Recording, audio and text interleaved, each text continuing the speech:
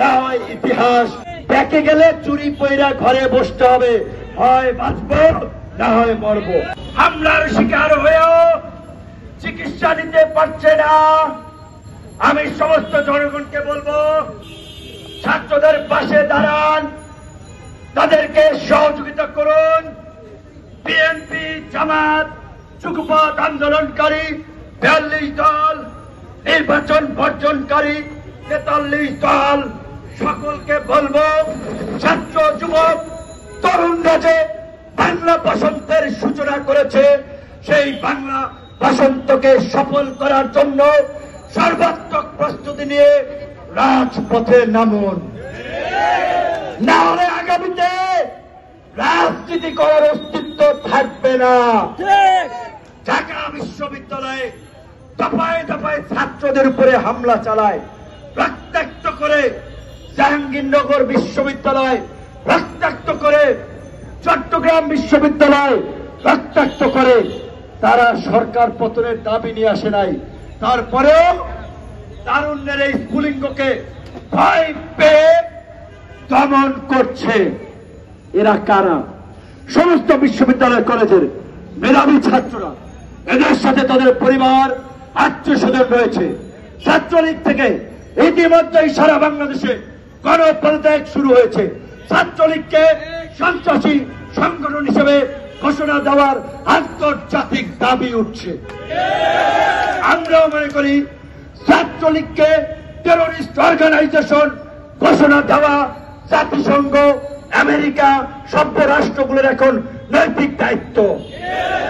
মানবাধিকার সংগঠনগুলোকে বলতে চাই, 2018 সালের সড়ক আন্দোলন, কোটা সংস্কার আন্দোলন এবং গত 10 বছরে সমস্ত শিক্ষা প্রতিষ্ঠানে প্রায় 8 শতাধিক শিক্ষার্থী ছাত্রলীগের হাতে নিহত হয়েছে, নারীরা লাঞ্ছিত হয়েছে। ছাত্রলীগের সন্ত্রাসীরা প্রকাশ্যে অস্ত্র রামদাও নিয়ে মানুষের উপরে ঝাঁপিয়ে পড়ছে, গণধর্ষণ করছে। সমস্ত প্রতিবেদন আপনাদের কাছে আছে। দেশের বাইরে থেকে যারা ওই মুশফিকুল ফজল আনসারি কিংবা কনক সরোয়ার, এরকম আরো যারা সাংবাদিক, মানবাধিকার কর্মী আছেন, সবাইকে বলবো, গত 10 বছরে ছাত্রলীগের অপকর্মের তথ্য জাতিসংঘ, আমেরিকা, সমস্ত ওয়েস্টার্ন কান্ট্রিগুলোর হেড অফিসে, ইউরোপিয়ান ইউনিয়নের হেড অফিস, ব্রাসেলসে, সমস্ত জায়গায় ডকুমেন্টেশন করে পাঠিয়ে ছাত্রলীগকে বিভিন্ন আন্তর্জাতিক সন্ত্রাসী সংগঠনগুলোর মতো সন্ত্রাসী সংগঠন ঘোষণা করে তাদেরকে সভ্য রাষ্ট্রগুলোকে নিষিদ্ধের দাবি তুলুন। 2018 সালে আমরা দেখেছিলাম, দেশ থেকে আমরা যখন আন্দোলন করছি, বহির্বিশ্বে ছড়িয়ে ছিটিয়ে থাকা আমাদের ডায়াসপোরা কমিউনিটি, আমাদের তরুণ প্রজন্ম, আমাদের মেধাবী প্রজন্ম যারা যেখানে ছড়িয়ে আছে কোটা সংস্কারের দাবিতে, বয়কট ছাত্রলীগ এই স্লোগানে তারা বিভিন্ন আন্তর্জাতিক মানবাধিকার সংগঠনের সদর দপ্তরের সামনে অবস্থান নিয়েছে, স্মারকলিপি দিয়েছে, প্রতিবাদ করেছে। আজকেও বাংলাদেশ একটা চরম ক্রান্তি লগ্ন পার করছে। আজকে বাংলাদেশের রাজপথে ফয়সালা হবে। এই বাংলাদেশে শেখ হাসিনার নব্য হিটলারি শাসন ব্যবস্থা চিরস্থায়ী বন্দোবস্তের মতো চিরস্থায়ী ভাবে থাকবে নাকি দেশে গণতন্ত্র ফিরে আসবে, রাষ্ট্র সংস্কারের তরুণরা সফল হবে।